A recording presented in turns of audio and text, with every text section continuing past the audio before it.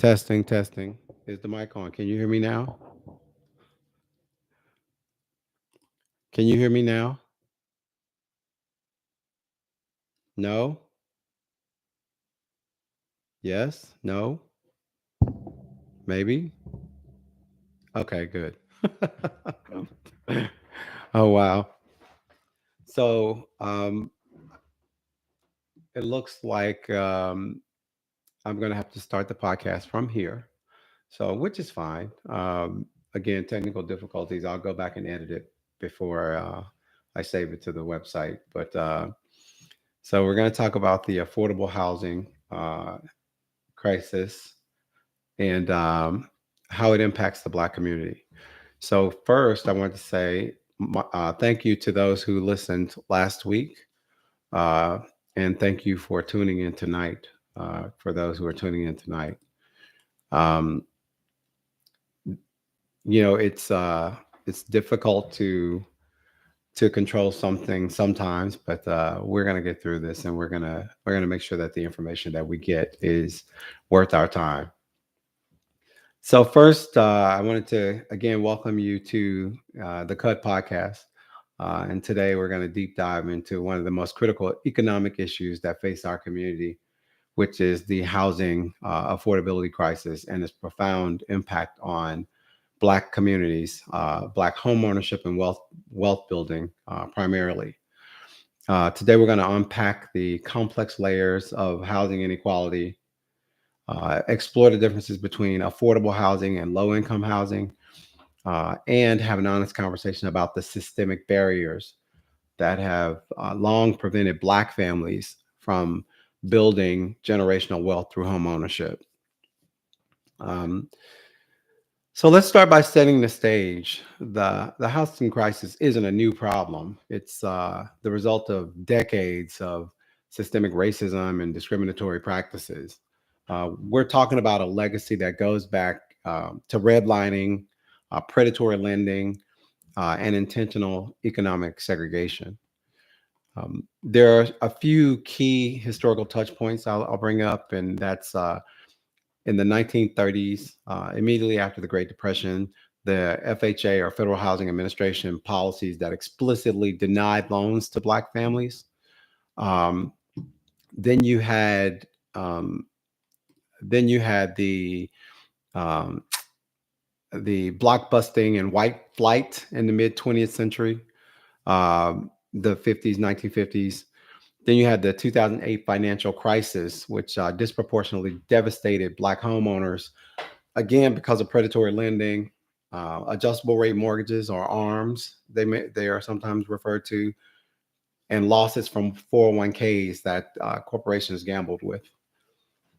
The numbers are stark, and while the median white family has generational wealth of around $188,000, the median Black family has just $24,000. And a significant portion of that disparity stems directly from home ownership and housing inequality. So the first bullet we want to talk about is affordable housing versus low income housing. What's the difference? We hear both terms a lot, and to be very honest, a lot of times they're used out of context or people just don't understand what's being spoken about. And let's be clear, some terminology often gets conflated. There's a critical difference between affordable housing and low income housing. Affordable housing is typically defined as housing where residents pay no more than 30% of their income. It can be market rate, or it can be subsidized, and it serves a broader range of income levels. So you don't have to be poor to have affordable housing. Often it includes workforce housing for like teachers or nurses or service workers, whereas low income housing has some action, is for where it's specifically targeted for individuals with families below a certain threshold, income threshold. It's also heavily subsidized, vouchers, for instance. Um, it involves public housing and housing vouchers, which were formerly referred to as Section 8 vouchers, but same type of vouchers, more limited in scope and availability, for instance. So, what's the key distinction? Affordable housing is about creating sustainable housing options across income spectrums, while low income housing is more targeted intervention, a targeted intervention for those at the bottom of the economic ladder.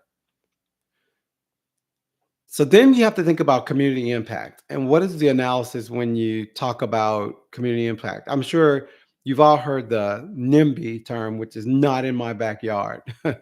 And it used to be, that used to be kind of reserved for wealthier neighborhoods, but now we're seeing that more so in Black communities as well. So this is where it gets really interesting. When affordable housing increases in Black communities versus wealthy white communities, we see dramatically different outcomes. Uh, in Black communities, it's often viewed with suspicion due to historical displacement. It can trigger gentrification concerns. It can lead to increased property values that push out long term residents. And this is affordable housing we're talking about.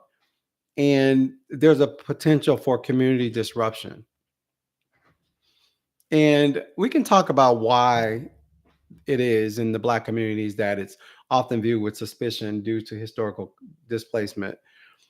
When you think about it, and this is why it's important to know the difference between affordable versus low income, or versus low income housing. Affordable housing actually is a good thing in communities overall. The fear in Black communities is, if the affordable housing comes at a market value that is less than the market average rate of home sales in the community, it potentially can bring down the property value versus bringing it up.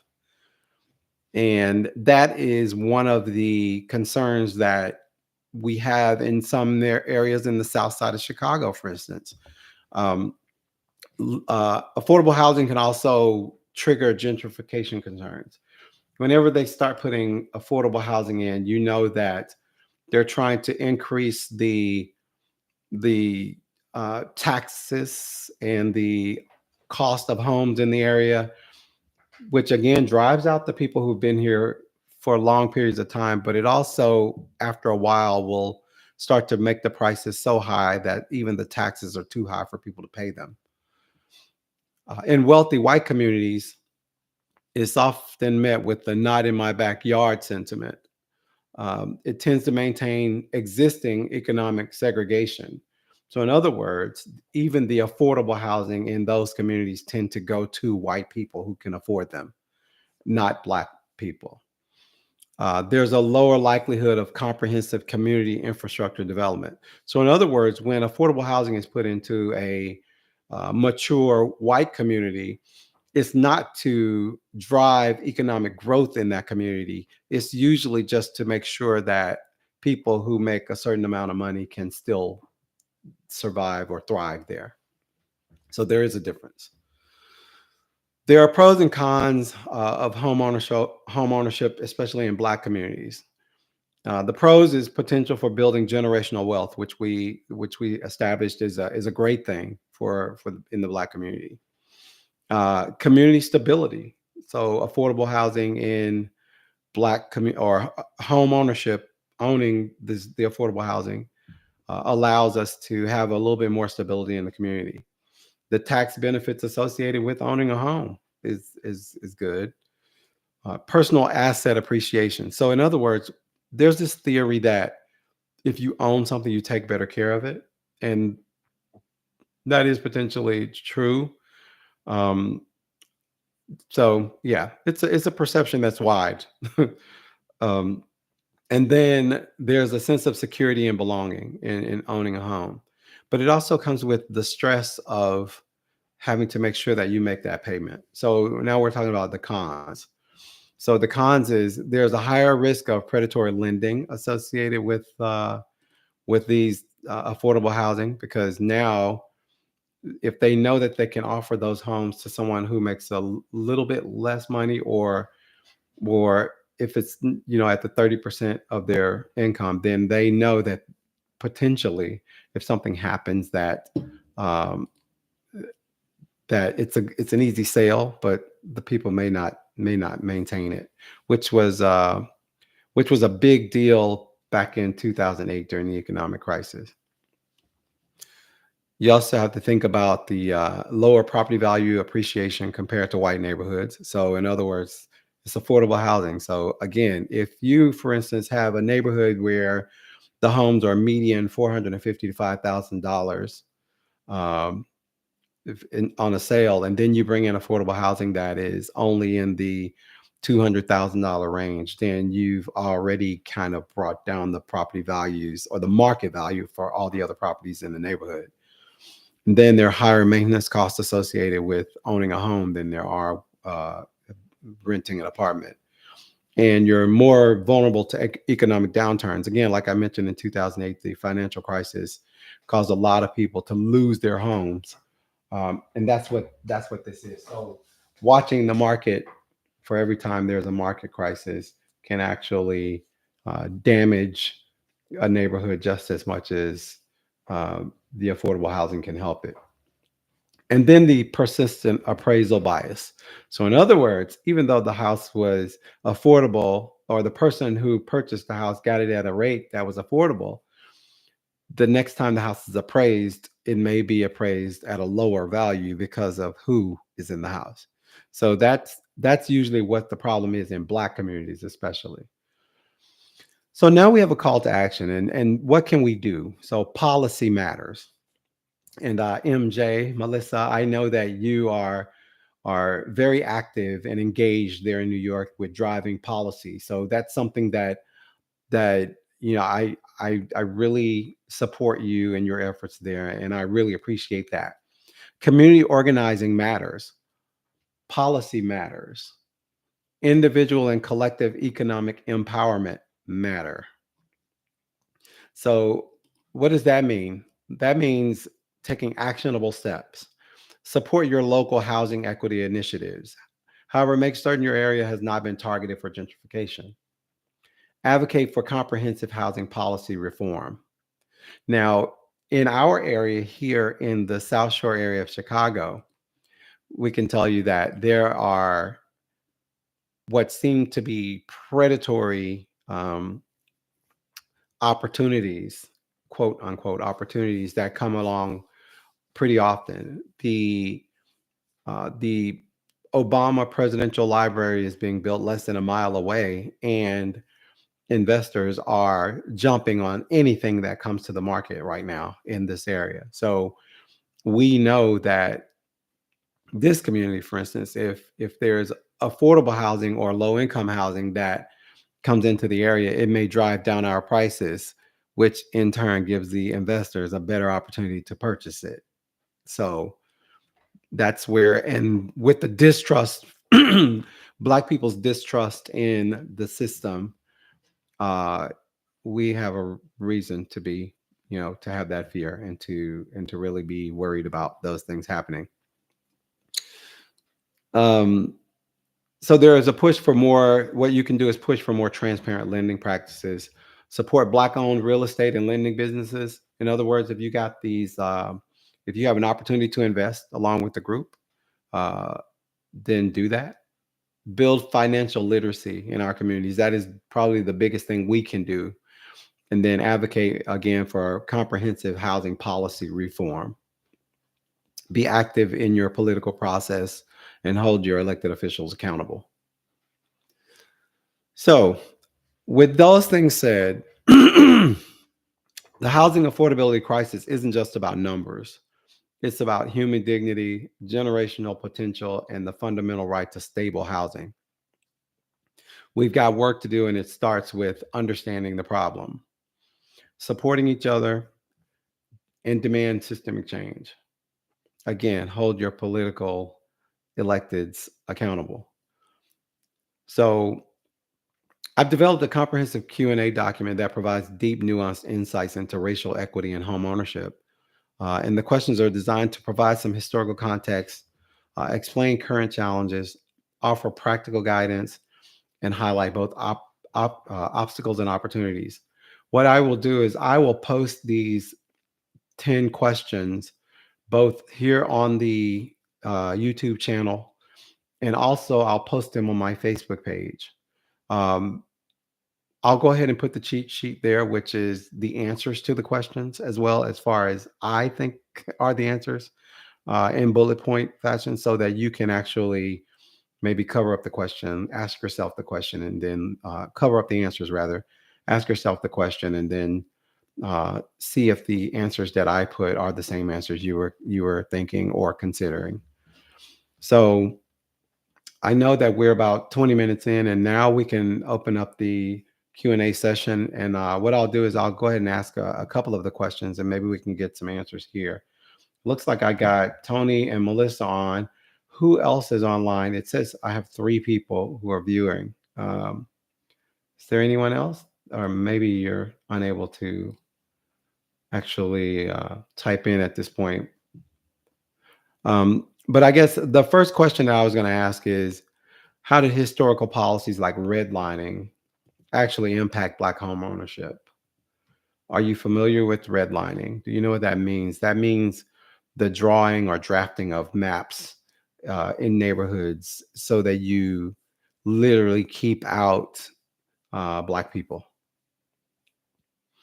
And the dictionary definition of redlining is: redlining was a discriminatory practice where government created maps, coded neighborhoods, systemically denying mortgage loans and insurance to Black communities.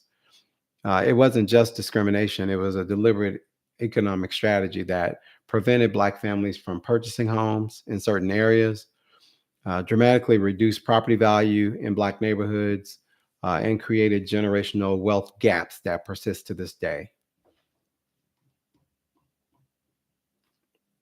It also concentrated poverty in specific communities and limited access to quality schools, healthcare, and economic opportunities. So, something that I wanted to talk to. Hi, Monica. Thank you for being on board today. Uh, One of the things I wanted to talk to is about where it talks about limited access to quality schools, healthcare, and economic opportunities. So, I wanted to bring that up because quality is um, that's relative. I think these days people tend to think that because something is expensive, that it's quality. I hear that often when we're talking about universities, colleges, and universities. And it is in my own belief that you can get probably a more quality education from going to an HBCU than you can from any of your Ivy League institutions. So um, I say that to say, don't think that just because Ivy League institutions cost, hundreds of thousands of dollars to attend, or that because everyone is trying to get there, that they're a more quality education, because I don't believe that at all. I think that a lot of times learning from us gives us a better connection to who we are as Black people. So I am all for the HBCU experience, and I think that the level of education at an HBCU is just as uh, high quality, as much high quality, or even more, um, quality than paying money that's going to put you in debt for the rest of your life. So just a point for me. Okay, and so I noticed we're at 23 minutes, and a little over 23 minutes for this particular broadcast. The next question I had is: are redlining and similar discriminatory practices truly over? Of course, we know the answer to that. No, it's not. While explicit redlining is illegal, its effects continue through more subtle mechanisms like ongoing appraisal bias and consistently undervalues homes in Black neighborhoods. We've seen that on numerous, television shows where everybody seems surprised that an appraiser came in and appraised a home lower because Black families photos were in the house than they did when a white friend stayed at the house and all the pictures were removed. So we know that to be a fact, that still continues today. Um, Also, lending practices that still disproportionately deny mortgages to Black applicants, still a thing. Persistent residential segregation. So, again, why is it that you can talk about the percentage of white residents in Lincoln Park and the percentage of Black residents in South Shore? There's a reason for that. It didn't just happen on its own. It happened because of systemic practices that were put into place. Continued economic disparities from decades of wealth suppression. Again, zero loans or zero interest loans were given to white people um, after the Great Depression, whereas they were denied to Black people. And generational wealth over time, the value of those homes has increased significantly over time. Not to mention things like eminent domain that took away uh, property from uh, neighborhoods that usually were Black and affluent, in order to take away those affluent neighborhoods. It sounds good, Tony. So would I. Um, attend an HBCU. But so again, that was two of the questions that I had, and those two questions were based on the historic barriers and systemic racism. The questions that I will post on my page are more about the current economic challenges, policies and solutions, um, deeper economic implications, and emerging opportunities. We're going to talk about, are there any positive developments in Black home ownership? Yes, there's a number of Black construction companies that are popping up on the scene. The access to capital is getting better. It's still the number one barrier, but it's getting better. And lastly, what role can allies play in addressing housing inequity? So we know that there's an ongoing effort now to right wrongs that were done by the government in terms of eminent domain practices. Um, I was a part of a process myself where the uh, gas, I can't remember the name of the district in Florida, gas, I think it was gas plant district in St. Petersburg, where eminent domain tore apart a Black neighborhood, a thriving Black neighborhood, and to build a freeway that goes to nowhere. And now they've they have an effort ongoing that's a major development that has an intentional equity piece that's supposed to try and make it right with some of the families who lost their homes due to um, that eminent domain process that took place years and years ago. So we'll look for those types of things all over the country in the next few years, and that way we'll be able to assess and evaluate how well we're actually doing, or whether or not we're making some headway on addressing housing inequity at a larger scale.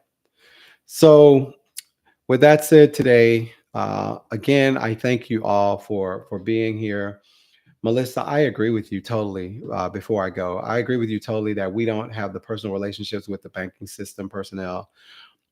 However, I did see an article this morning about, I think it was the 7 or 8 wealthiest Black owned banks that I would definitely recommend checking out, looking at them, seeing what type of services they offer, and potentially partnering with them. Um, so again, the affordability crisis isn't just about numbers. It's about human dignity. It's about giving people an opportunity to create generational wealth for themselves and for their families for the long term. And we do still have work to do. And hopefully, with conversations like this and with the things that you'll speak out in your communities, we will make some headway. I think it's about learning and it's about sharing. And the more we talk, the more we learn, and the more we care, the better the outcomes will be.